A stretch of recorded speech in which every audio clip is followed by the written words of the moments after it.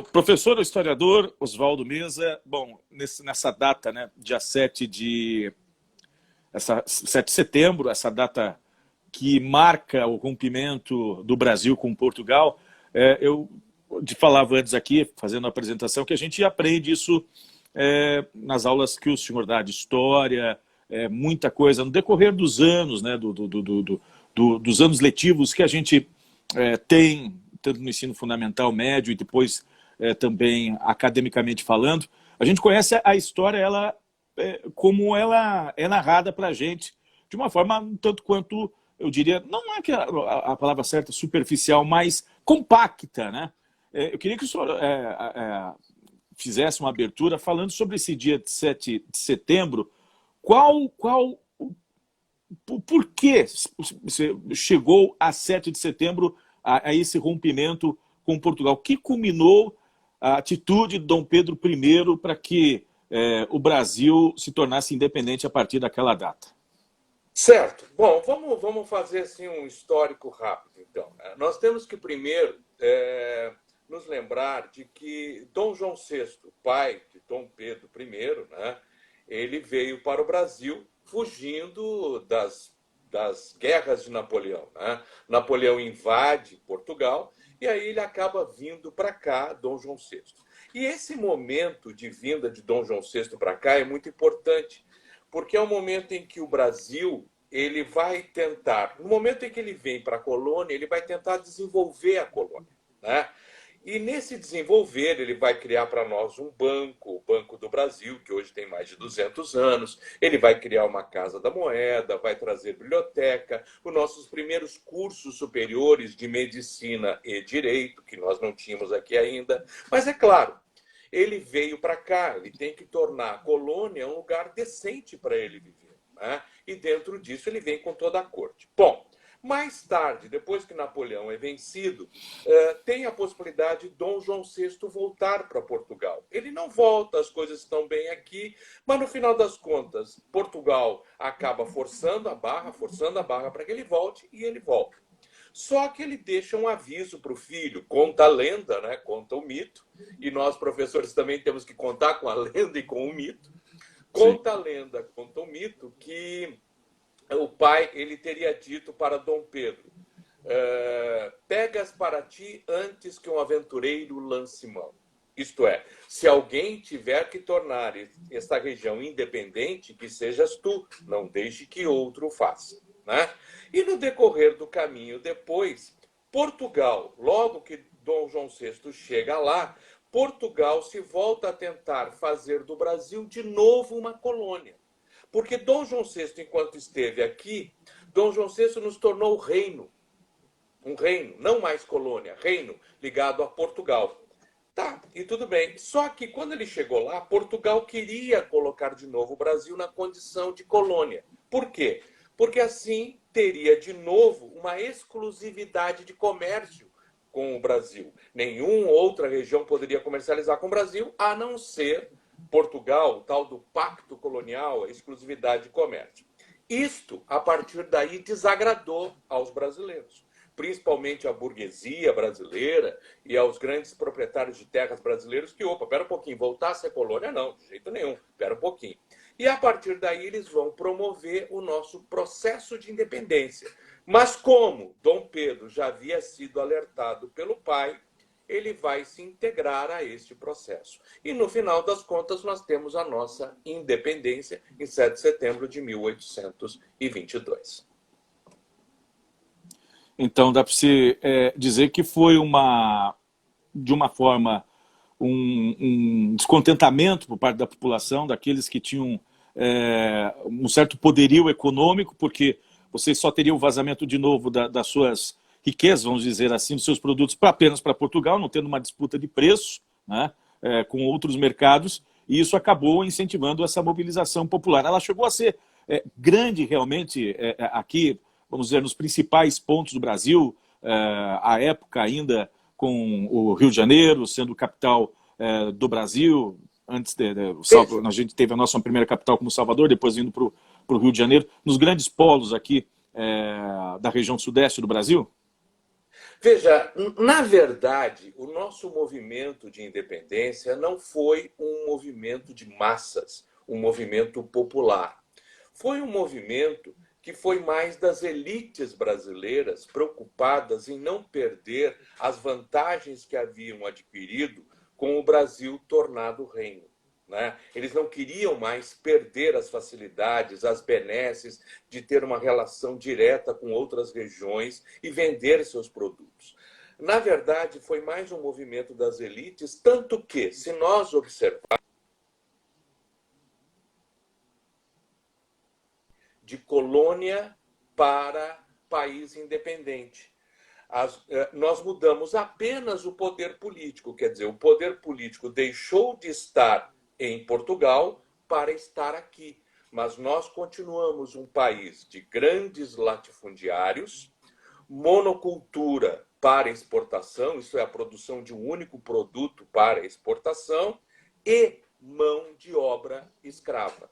Então, nesse sentido, o país não mudou social e economicamente. Ele mudou apenas em aspecto político.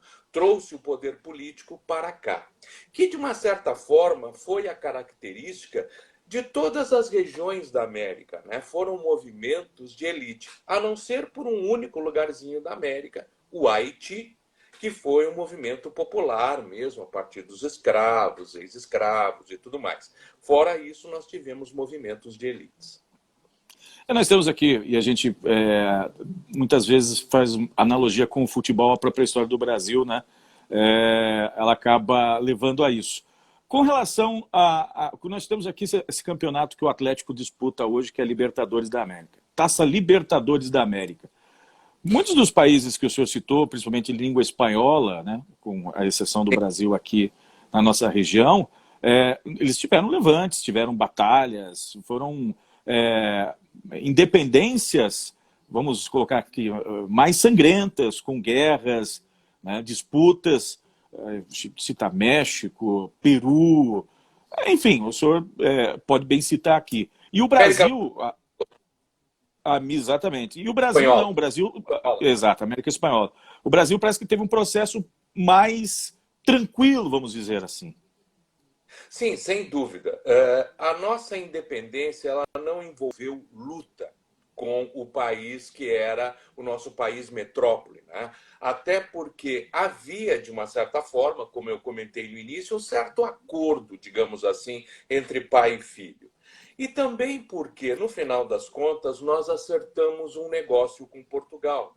Nós, no final das contas, depois de toda aquela cena bonita, né, de Dom Pedro, independência ou morte e tal, toda aquela cena muito bonita, cinematográfica, num filme com Tarcísio Meira e Glória Menezes, muito antigo, né? Nós, no final das contas, nós acertamos um preço com Portugal pela nossa independência e pagamos em libras esterlinas para Portugal. E 2 anos depois, no final das contas, Portugal acabou aceitando a nossa independência sem que tivéssemos batalhas, sem que tivéssemos guerras. Essa foi a primeira, desculpa, professor, essa foi a nossa primeira dívida externa, vamos dizer assim? Poderia dizer por aí que foi a nossa primeira dívida externa. E já começamos com a Inglaterra. Nossa primeira dívida externa já começou com a Inglaterra. O que nós tivemos lutas, efetivamente, a partir daí dentro do Brasil, foi para manter o Brasil unificado. Porque algumas regiões, depois da independência, algumas regiões do Brasil, não quiseram permanecer com o Brasil ou quiseram permanecer ligadas a Portugal. E, nesse sentido, nós tivemos algumas lutas internas. E daí, Dom Pedro teve que, com um braço forte, manter o Brasil unificado dentro do que ele pretendia em termos de espaço geográfico da nação brasileira. Foi o caso, por exemplo, com o Nordeste do Brasil, a chamada Confederação do Equador, que quis se tornar independente, mas não conseguiu, sabemos disso, né? O Nordeste faz parte do Brasil até hoje, e uma parte que efetivamente se libertou, que foi a então província do Cisplatina, que é hoje o atual Uruguai, e que durante um certo tempo pertenceu ao Brasil. Mas foi um tempo bem rápido e conseguiu, dentro desse nosso processo de independência, acabar se tornando independente do Brasil também. e se tornando o país que nós conhecemos hoje, o Uruguai. A nossa história ela é muito rica, né? E é uma pena que os brasileiros não a conheçam, né? A gente tem aí depois, dentre esses assuntos, as revoluções, como o senhor bem disse, regionais, tivemos a Revolução dos Canudos, a cabanagem, tivemos a própria aqui no sul do Brasil, o que é muito conhecido como a Revolução Farroupilha, mas por diversos interesses não são os mesmos, né, vamos dizer assim, mas foram batalhas muito sangrentas, principalmente as do Nordeste do Brasil, né, de milhares de brasileiros e aqueles que defendiam a sua revolução acabaram morrendo, mas falando propriamente, propriamente dito da independência.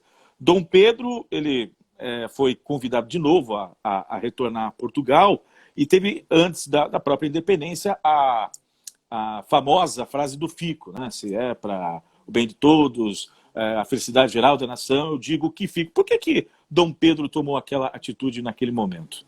Veja, era cobrada uma posição dele, né? No final das contas, ele era um governante português que estava aqui, ele era filho de Dom João VI, e as elites brasileiras estavam pedindo dele, convocando que ele tivesse um posicionamento, se ele decidisse o que ele ia fazer. Portugal continuava exigindo o retorno dele, porque logo o governo português, né, e nós temos que entender que o governo português não era composto apenas do pai dele, né? Nesse momento havia uma constituição que regia tudo e tal, então era um governo que estava ali buscando o retorno de Dom Pedro. Por quê? Porque ele, estando aqui, poderia garantir uma independência para o Brasil. E Portugal sabia disso e se preocupava com isso. E, nesse sentido, compravam a vida dele. E daqui, por outro lado, as elites brasileiras queriam que ele ficasse e que ele fosse aquele que iria estabelecer a nova nação. Então, ele tinha que tomar um posicionamento aí, ele tinha que se definir, e a definição dele é justamente no dia do Fico, em que ele diz que, para a felicidade geral da nação, ele ficava no Brasil.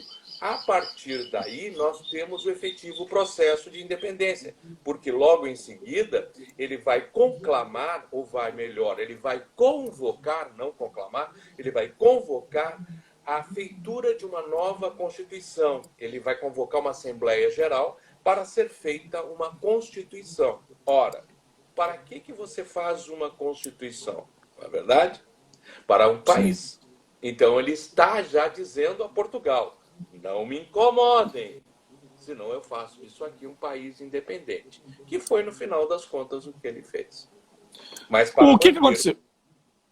Sim.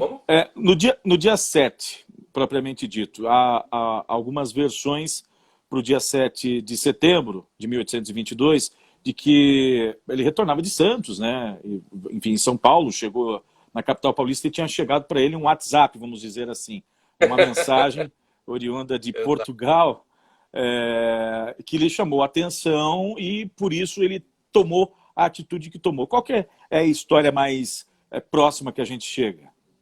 Veja, primeiro, nós assim, vamos construir um pouquinho. Primeiro, nós temos aquele famoso quadro do Pedro Américo, né, que nós usamos praticamente como uma fotografia do momento da nossa independência. Como se alguém tivesse parado ali, fotografado Dom Pedro ali, né, naquele momento varonil, né, de independência e tal. Mas ela foi pintada 40 anos depois, não foi, professor? Foi um bom tempo depois. E, na verdade, ali é um momento de imaginação de Pedro Américo, né? Pedro Américo, ele imagina aquela situação, ou melhor, ele idealiza e coloca para nós no quadro. Tanto que uma vez perguntaram para Pedro Américo, né, por que ele havia feito um quadro tão longe da efetiva realidade. E aí ele respondeu o seguinte: vejam, eu não sou um historiador, eu sou um artista, eu tenho liberdade poética. Porque se nós olharmos o quadro, e eu vi que vocês mostraram há pouco atrás o quadro, né? O quadro ele mostra pessoas, inclusive Dom Pedro, vestidos com roupa de gala. Ninguém viaja com roupa de gala, né? Eles estavam montados em cavalos, Não, eles montavam em lombo de burro para viajar, que era melhor. Não havia uma multidão em volta. A único dado que nós dizemos ali, que efetivamente tem de realidade naquele quadro, porque inclusive dizem que Dom Pedro até estava com uma certa disenteria, vamos dizer assim, né? Ele estava precisando parar perto do rio. O único dado que nós concordamos que realmente tem de real ali é uma pessoa que está no canto, uma pessoa pobre que está no canto, olhando tudo aquilo que está acontecendo sem entender. Porque foi efetivamente o que aconteceu com o povo brasileiro. O povo brasileiro viu a banda passar, de certa forma. Eles não tiveram consciência e nem noção de que o Brasil estava se tornando independente, porque isso não tinha nenhum significado para eles, como eu falei. Como povo, como massa da população, não houve mudança, não houve transformação. E aí, por conta disso, nós temos ali um quadro irreal, bonito, bonito, mas que hoje nós, historiadores, temos que desconstruir e mostrar a realidade dos fatos. Por isso, só para arredondar, nós, historiadores, costumamos dizer que mais do que comemorar a data 7 de setembro, nós deveríamos usá-la para reflexão, para pensar se a nação que criamos, ela atende aos 209 milhões de brasileiros ou não. Bom, a gente está chegando em 2022, então 1822, 1922, temos aí praticamente 200 anos de independência. É um período ainda bastante pequeno comparado à Europa, por exemplo, ao que chamam de velho mundo, né, onde você tem lá países e civilizações milenares. Não que aqui no Brasil não tenhamos, porque os índios estão aqui, e a gente sabe, né, e tem histórias de que aqui o Brasil, a região principalmente do norte do Brasil, foi uma das primeiras a ser habitadas por os seres humanos, assim como a gente os conhece. Mas falando em termos de sociedade, o senhor até pediu para a gente fazer uma reflexão quanto a isso. Ainda é muito cedo ou o brasileiro, o povo brasileiro, ele deve já a partir de agora, ou demorou para querer tomar conta do bom sentido do Brasil? Olha, eu te diria, enquanto historiador, que já está tarde, muito tarde. Para você ter uma noção, nós somos um país mais antigo do que a Alemanha e a Itália. Nós nos tornamos um país independente em 1822. A Itália e a Alemanha se unificaram por volta de 1870. Nós somos mais antigos do que a Itália e a Alemanha.